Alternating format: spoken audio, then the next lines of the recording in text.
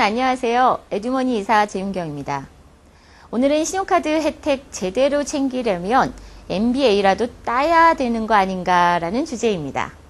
신용카드 사용의 문제점을 모르는 사람은 별로 없을 겁니다. 지갑 속에 든든한 소비 자신감으로 자리 잡고 있지만 어느 순간 괴물이 되어 명세서로 돌아오죠. 최근에는 명세서를 보는 것만으로도 스트레스가 된다며 아예 인터넷 명세서를 스팸 처리해 놓는 사람들도 있는 지경입니다. 게르빌스키 토마스 길러비치는 돈의 심리학이라는 저서에서 청구서 건망증이라는 표현을 사용합니다.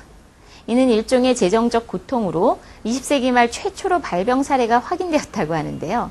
신용카드의 청구 액수를 잊어버리면서도 그것이 너무 늘어날 것이 우려돼서 초조해지는 증상이라고 합니다.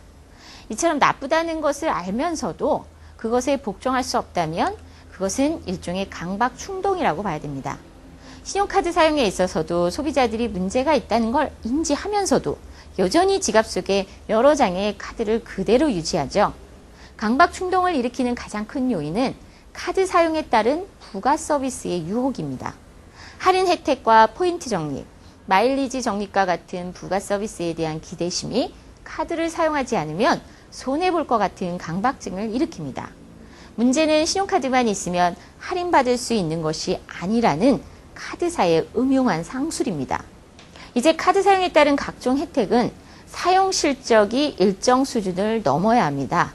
사용 실적에 대한 기준을 보면 뭐 이 정도쯤이야 어차피 쓰니까 라고 자신했다가는 큰 코 다칩니다.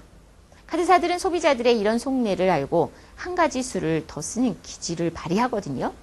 몇 가지 항목들을 사용 실적을 누적하는 것에서 아예 빼버립니다.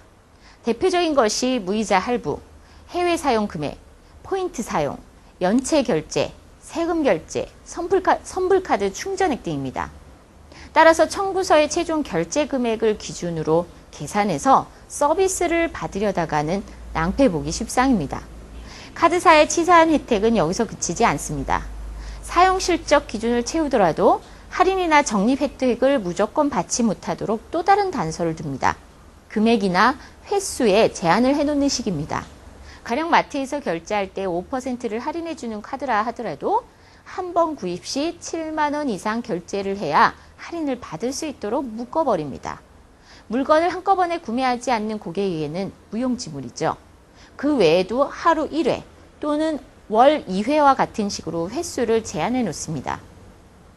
이 경우 소액 결제든 고액 결제든 똑같이 1회로 카운트되기 때문에 단돈 1,000원이라도 결제를 하게 되면 정작 할인을 받고 싶을 때 할인을 못 받게 됩니다. 월간 할인 적용 횟수를 제한하면서 연간 횟수는 따로 제한하고 있는 카드들도 많습니다.